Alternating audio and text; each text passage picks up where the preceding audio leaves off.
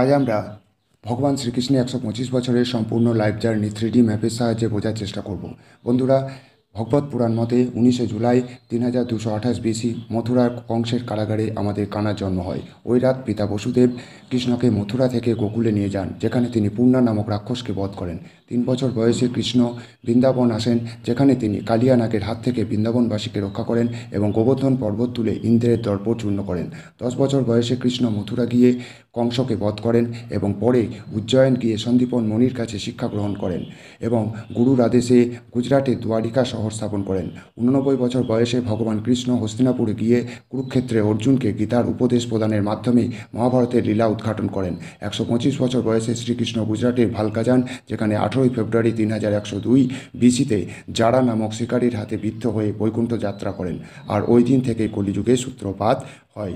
নমস্কার, ধন্যবাদ। জয় শ্রীকৃষ্ণ।